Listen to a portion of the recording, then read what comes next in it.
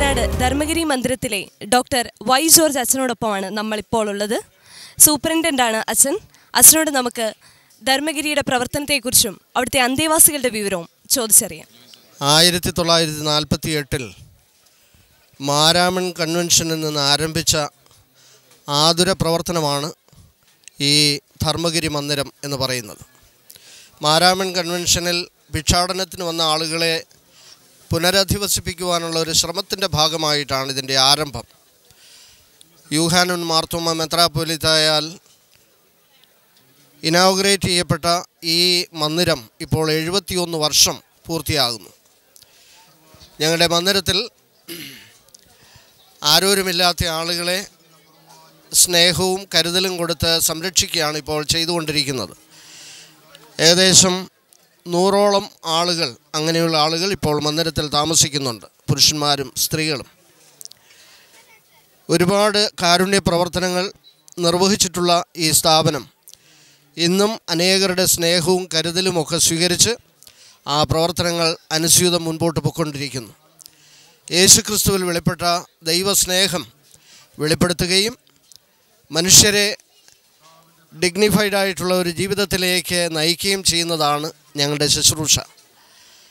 പല വിധത്തിൽ തള്ളപ്പെട്ട ആളുകൾ, പ്രാന്തവൽക്കരിക്കപ്പെട്ട ആളുകൾ, അങ്ങനെയുള്ള വാർദ്ധക്യത്തിലുള്ള ആളുകളെ ഞങ്ങളെ സംരക്ഷിക്കുകയും കരുതുകയും ഒക്കെ ചെയ്യുന്നു.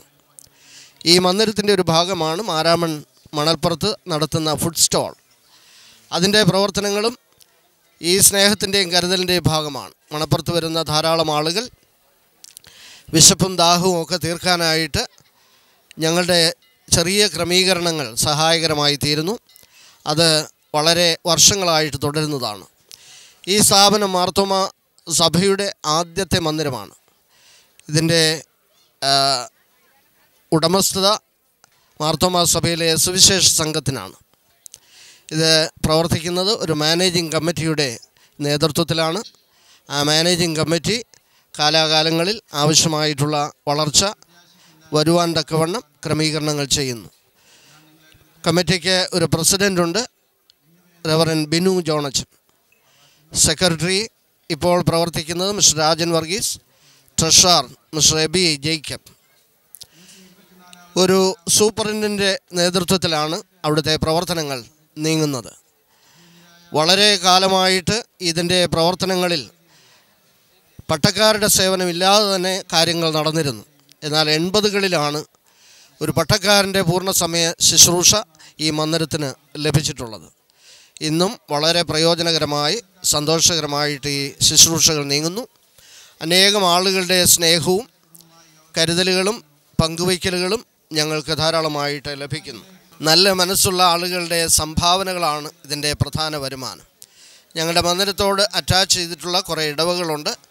അവിടെ നിന്ന് ലഭിക്കുന്ന ദുഃഖവെള്ളി സ്തോത്ര കാഴ്ചയും ഞങ്ങളുടെ സാമ്പത്തിക സഹായമായിട്ട് നിലനിൽക്കുന്നു. അതുകൂടാതെ ഗവൺമെൻറ്റിൽ നിന്ന് ഒരു ചെറിയ ഗ്രാൻറ്റും ഞങ്ങൾക്ക് ലഭിക്കുന്നുണ്ട്.